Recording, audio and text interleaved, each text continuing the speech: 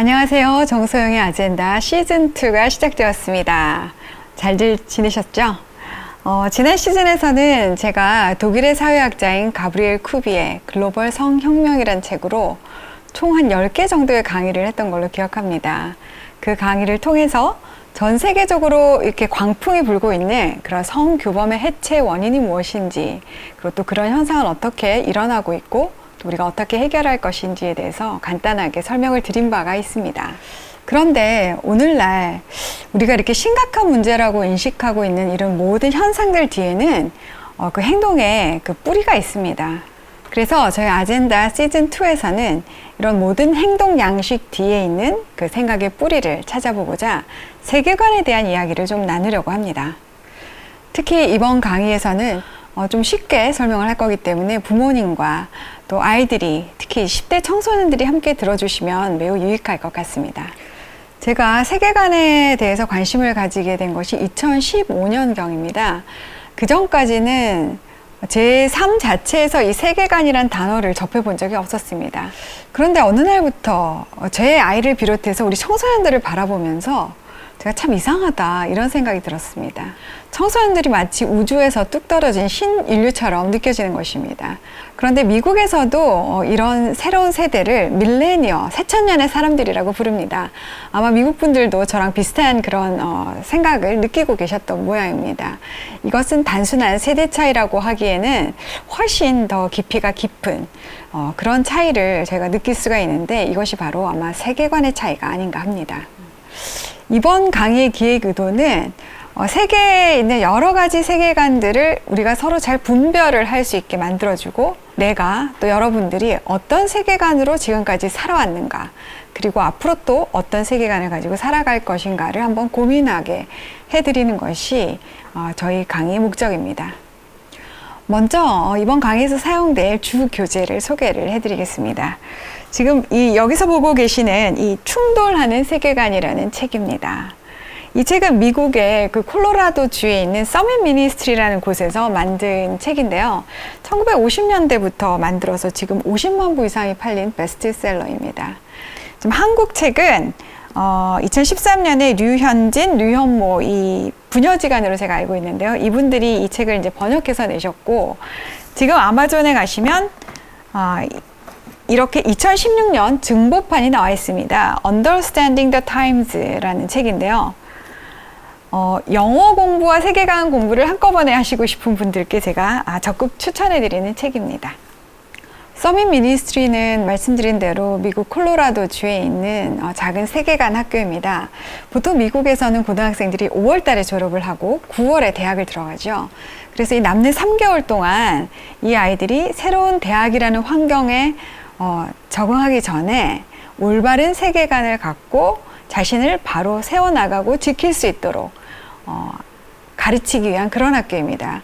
말을 하자면 이 크리스찬 가정에서 잘 자란 이 영성 있는 아이들에게 세계관을 잘 가르쳐서 지성을 탑재시켜주는 그런 훌륭한 역할을 하고 있는 학교입니다. 지금 이 책에서는요, 6가지 세계관에 대해서 이야기합니다. 첫 번째가 기독교 세계관이죠. 성경적 세계관이라고도 말하고, 그리고 세속적 인본주의라고도 하고 그냥 인본주의 세계관이라고도 말하는 두 번째 세계관이 있고요. 마르크스주의가 있고, 이슬람, 뉴에이지, 포스트모더니즘, 이렇게 총 6가지 세계관을 설명을 하고 있습니다. 그리고 이 6가지 세계관이 10개의 학문 분야에 어떻게 적용이 되고 있는지를 설명을 해주고 있습니다. 신학이라든지 윤리학, 철학, 역사, 경제, 정치, 사회, 심리학, 이런 총 10가지 이 학문의 분야에 이 세계관이 어떻게 적용되고 있나를 가르쳐주고 있는데요. 내용이 그렇게 깊지는 않지만 이렇게 넓게 우리가 기본적으로 알고 있어야 될 것들을 잘 설명하고 커버해주고 있어서 비교 세계관 입문서로는 제가 가장 탁월하다고 생각하는 그런 책입니다. 자, 그러면 오늘은 시즌2를 시작하는 의미에서 세계관이란 무엇이고 또 우리가 왜 세계관을 공부해야 되는지 큰 그림을 그려보는 시간으로 갖도록 하겠습니다. 세계관이란 영어로 월드뷰라고 하죠. 이 세상을 바라보는 관점이란 뜻입니다. 우리가 이제 경험상으로 어떤 안경을 끼냐, 어떤 선글라스를 끼냐에 따라 이 바깥 세계가 다르게 보인다는 걸 다 알고 계시죠? 검은색 선글라스를 끼면 세상이 검게 보이고 빨간색을 쓰면 좀 붉게 보입니다. 그렇다면 세계관도 마찬가지예요. 우리가 세상을 똑바로 바로 보기 위해서는 우리 눈에 꼭 맞고 또 깨끗하고 맑은 그런 안경을 껴야 되겠죠. 만약 이 안경이 뿌옇게 되었거나 또는 잘못되었거나 했을 때는 오히려 이 현실에 있는 그대로 보기 못하고 왜곡되게 또 우리에게 잘못된 관점을 전달해 준다는 겁니다. 여러분의 정신이 이 세계를 바로 이해하고 또 바로 보고 싶은데 거기에 거짓된 세계관이 이렇게 끼어 있게 돼버리면은 우리가 올바로 볼 수가 없습니다. 그런데 내가 세상을 올바로 보든 거꾸로 보든 그것이 내 삶에 무슨 상관이 있겠습니까? 우리가 삶을 살아간다는 것은 이 계속되는 선택의 연속입니다. 그런데 세계관은 여러분이 어떤 선택을 할 때 방향성을 제시하고 기준을 제시하는 것이죠. 그리고 이 세상은 정말 다양한 세계관들이 여러분의 선택을 받기 위해서 아주 치열한 싸움을 벌이고 있는 전쟁터입니다. 이 전쟁에서 여러분이 어느 편을 선택하느냐에 따라 여러분 자신과 또 친구와 가족 모두가 행복하게도 살 수 있고 또 불행하게도 살 수 있고 심지어는 죽음에까지도 내몰릴 수 있는 그런 상황도 발생을 합니다.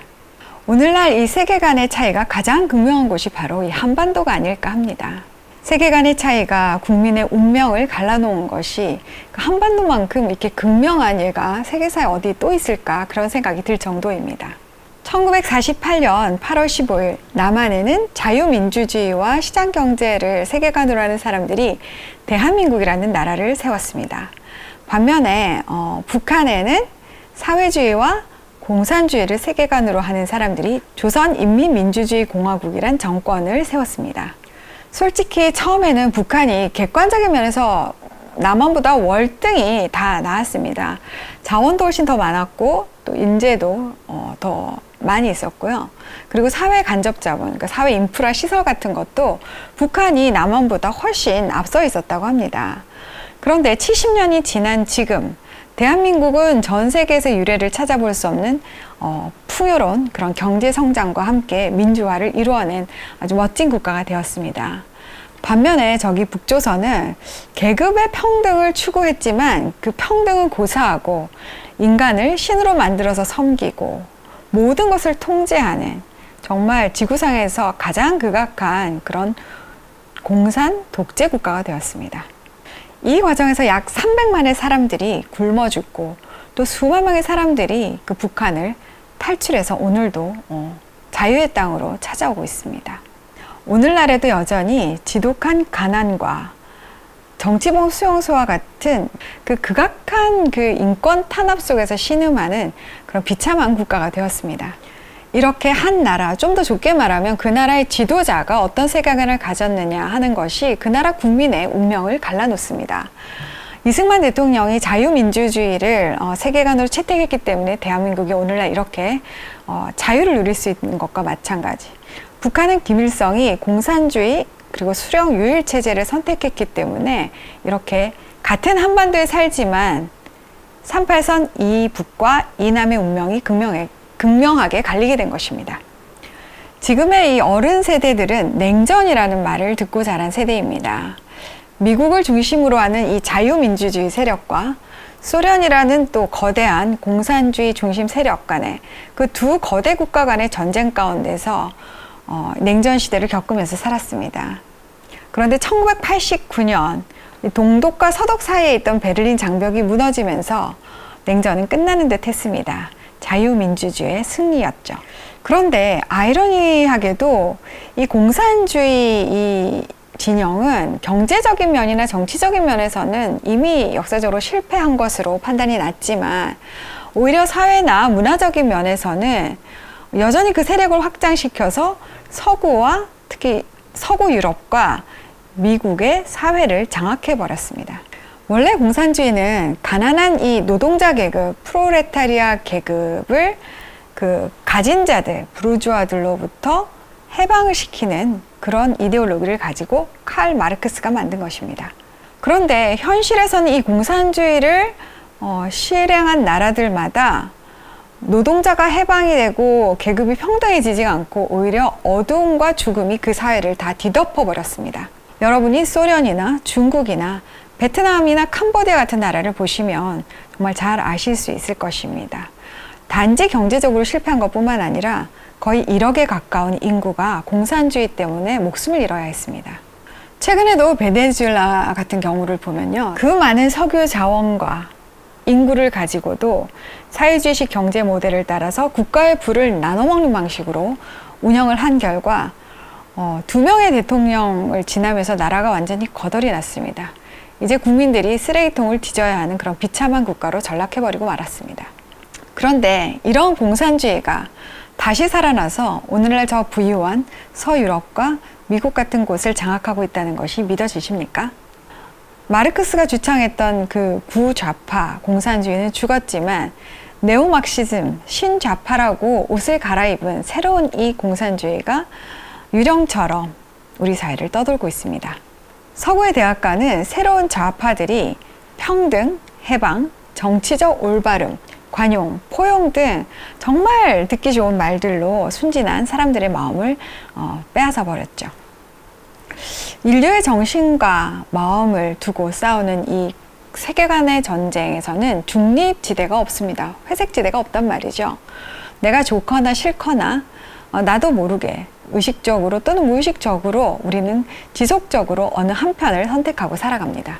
앞으로 계속될 강의를 통해서 여러 가지 세계관들이 여러분의 삶, 일하고 공부하고 생활하는 그 모든 곳에서 어떤 영향을 미치고 있는지 여러분들이 잘 분별하실 수 있게 되기를 바랍니다. 그리고 여러분들께서 앞으로 진정 어떤 세계관을 선택하며 살아가야 할지를 깊이 성찰하시는 계기가 되었으면 합니다. 첫 시간 전체적인 그림을 이제 잡아드리는 그런 설명을 드렸는데 어떠셨는지 모르겠습니다. 앞으로 진행될 그 강의에 많은 기대를 갖고 지켜봐 주셨으면 좋겠습니다. 감사합니다.